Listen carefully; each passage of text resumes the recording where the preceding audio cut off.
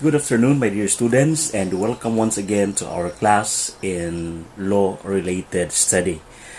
I hope you are all fine and you are able to follow all our lessons being uploaded in the YouTube. If in case there are some issues and concerns, you just kindly call my attention so that these concerns can be properly addressed and taken care of. Okay, so just PM me or just write your concern in the chat box or in our group chat. Okay, so this afternoon we are going to tackle another important lesson related to your responsibility in the future as teachers, no? Perhaps in the elementary or in high school. Now, in the previous lesson, we were talking about the right of the students to express himself or herself. So that is also guaranteed to the students, even if he or she is inside a campus. And the second is the right to religious expression, meaning to say a student can express or exercise his or her religious belief, but we have to consider the nature of the school. So as we have learned, if the institution is a public school or a state university or college, then the student has the freedom to express his or her religious belief, including refusal to participate in any religious activity that is not in accordance to his own belief. But if the institution, if you remember it right, if the institution is by itself a sectarian institution, so when we say sectarian institution, these are schools which has religious identity or affiliation. So in our province, we have St. Joseph College, and we know that St. Joseph College is a Catholic school. Or here in our town, we have the St. Thomas Aquinas College, and we know that it is a Catholic school. So in their curriculum, they require their students to participate perhaps in retreat or recollection wherein there is religious activity. So if you are a non-Catholic enrolled in a Catholic institution, then there is no excuse for you not to participate in these activities, because according to the law, in the first place, you already have the knowledge about the religious nature of the institution. So by enrolling yourself to this school, it is a gesture or it is an indication that you have waived your right to your religious expression or belief. Okay, so I hope all these things are clear. Do you have any questions? So if you have questions, please send your question to me either by PM or private message or through our group chat. Okay, so this afternoon we are going to talk about this responsibility that a teacher will assume once he or she is inside the school. As we all know, our students, especially the minor, when we say minor, these are pupils or students with age below 18, meaning to say 17 and below. So students who are classified or categorized in this age bracket, they are considered minor. So since they are minor, they don't have yet political identity and other rights that can be enjoyed only by those who are considered of legal age. So when you are a minor, there are certain things that you cannot yet do, no, because you are still minor. Meaning to say, you are still under the custody of your parents. You are, when we say or when we speak about custody, meaning to say you are under the control of your parents. You cannot decide for yourself it will be your parents who will decide for you. And if in case you have committed something, no, you have broken a property or you have destroyed something, it will not be you who will be liable, but it will be either your father or your mother that will answer to what you have done, because they have this parental authority over you. Okay? So if in case you want to go to a party or you want to go to a disco and you are still a minor and you ask permission from your parents that you want to go to that disco and they refuse, they do not give you the permission, then you have no choice, because according to the law, they have total control over you. So you are subject to their authority and power because you are under the parental authority of your father and your mother. Now, relative to school, there is this special relationship between the teacher and the pupil. Once a pupil enrolls himself or herself in a school, in the eyes of the law, once a student or a pupil is enrolled in a particular school, there starts this special parental authority of both the school and the teacher over the child. Meaning to say, when a child enters the school premises, at the gate of the school, he or she is now under the special parental authority of the school and the teacher. Take note, special parental authority. This is also known as in loco parentis. In loco parentis. In this concept, once the child enters the school premises, they are already, or the child is already under the care of the teacher and the school. So whatever will happen to that child, to that pupil, it is the liability or it is the responsibility of both the school and the teacher. It depends upon the situation or the condition. Okay? So, we have this concept in loco parentis. Special parental authority. So, in this special parental authority, the parents entrust their children to the school and particularly to the teacher. So for example, you are a grade 3 teacher. So as a grade 3 teacher, you have this parental authority, special parental authority to your grade 3 pupils. So whatever will happen to them inside your classroom or even outside your classroom, as long as they are still inside the school premises. And it does not necessarily mean that your special parental authority ceases when your classes will end.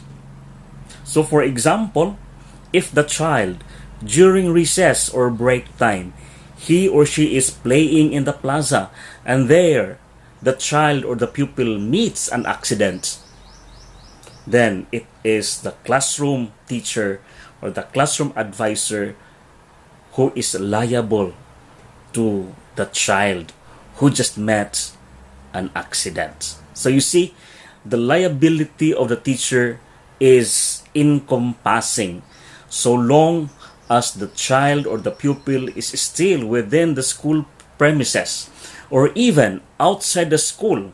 but in an activity that is related to extracurricular activities perhaps. So when you bring your pupils outside of school because you are conducting a field trip or educational trip, then whatever will happen to the pupil or to the student during that field trip, still there is this special parental authority that exists. Meaning to say, they are still under the responsibility of a teacher. That is why a teacher must always be aware and conscious of this relationship, because being a teacher is not only about teaching the child about certain competencies or skills, but it's more than that, because there is this relationship wherein the teacher is directly responsible to the welfare to the child who is under her or his custody. Mabitaw na nga, it is really discouraged. Mara ba ni kasagarang buhaton sa mga maestra nga they will, ilang suguon ang mga bata for an errand, ilang pagawson sa eskwelahan kay suguon pagpapalit o whatever. And that is very risky. That is very dangerous, because if there is something that will happen to the child while away from your classroom, then it is the teacher's liability. Especially kung ting klase, no? It is during class hours that an accident happened or occurred to a particular pupil. So the teacher will be asked, what happened?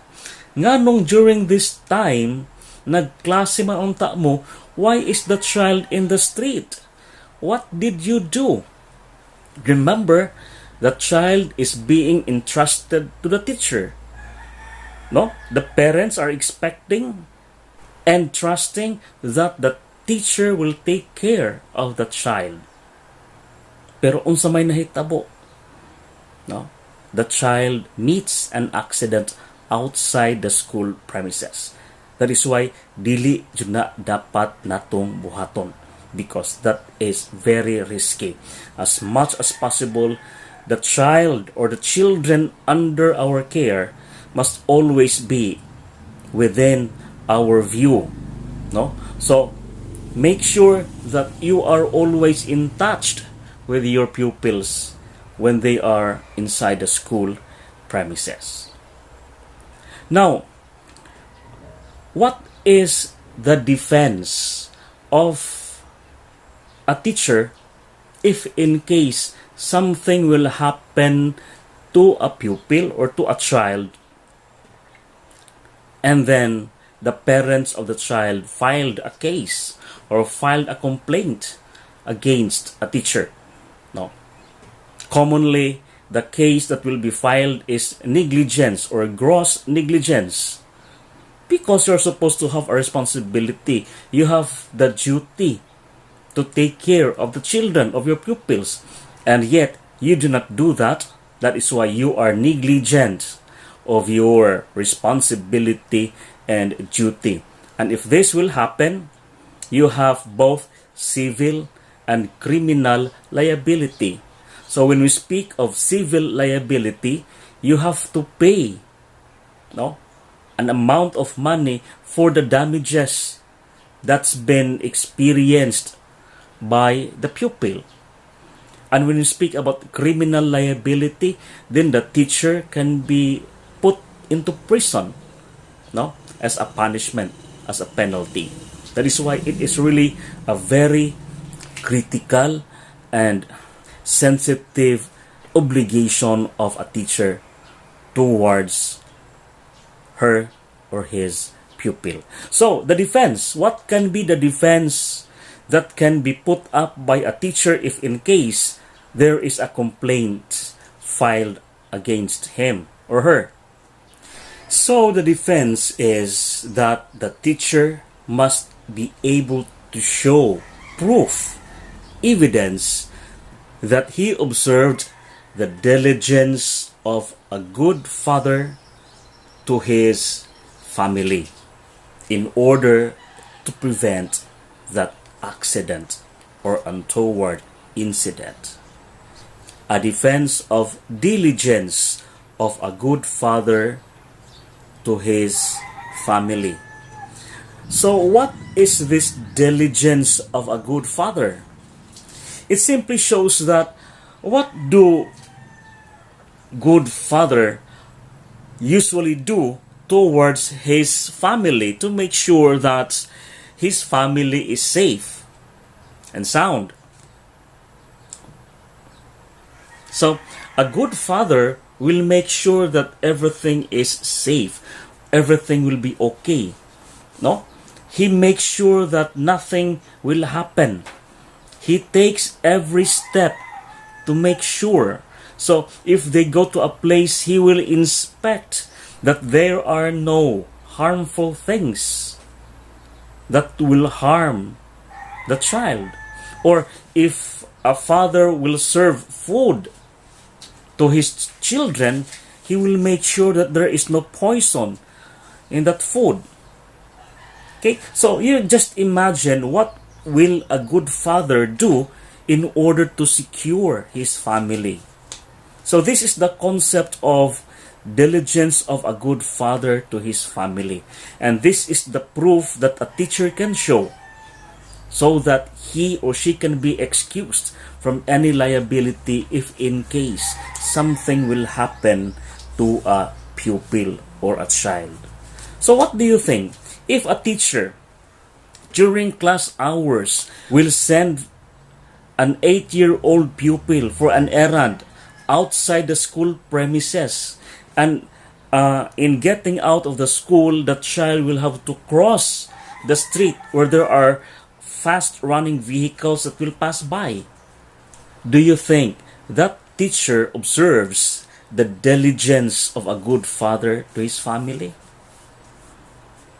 Knowing that sending a child outside the school premises is dangerous, do you think there is diligence? Okay, so when you are a teacher, you should be acting like a real parent to your pupils, making sure that they are all fine, making sure that no harm will happen to them. Okay, so on the part of the school, their parental authority or their special parental authority is to make sure that the environment is healthy for all the pupils, that the facilities are in good condition, so that nothing will happen or no accident will happen to the pupils, making sure that the chairs are strong, that the steps in the stairs are well placed. No, making sure it is the responsibility of the principal to make sure that the place is safe for children, for the pupils and the students. So if something will happen to a child within the school premises, and this is because the administration is negligent in keeping the environment safe, then there is gross negligence on the part of the school, and the school authorities are liable to this. No? So this is the only defense that a teacher can put up if in case a complaint is filed against him or her in the court. The diligence of a good father to his family. So when you are bringing your pupils outside the school, bringing them to a field trip or educational trip, what will you do if you are observing the diligence of a good father to his children? what will you do to make sure that your pupils or your students are safe while you are going to your field trip? Because if you are able to show that you have done your best, you have set all the things that should be considered to make sure that the students are safe, then you can be excused from your liability. But if the court will be able to see that you missed something, that you have neglected to do something, then you are liable to that. Okay?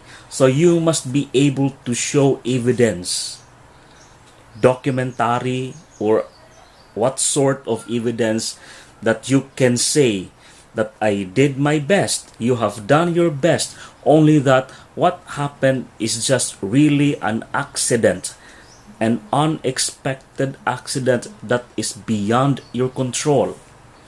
It's only through that you will be excused from any liability. But if you are unable to show any proof, then you are fully responsible to what will happen to your pupils under your custody. Okay? So this is something that you have to reflect on.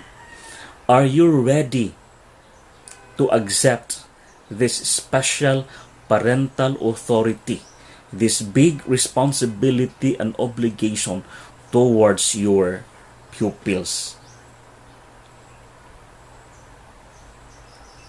Okay, so I hope this lesson will open your eyes of your obligation in the future, that being a teacher is no joke at all, because if you have 30 pupils in your classroom, 30 pupils under your care, you are also liable and responsible to these 30 pupils when they are inside the school premises, and most especially if they are inside your classroom.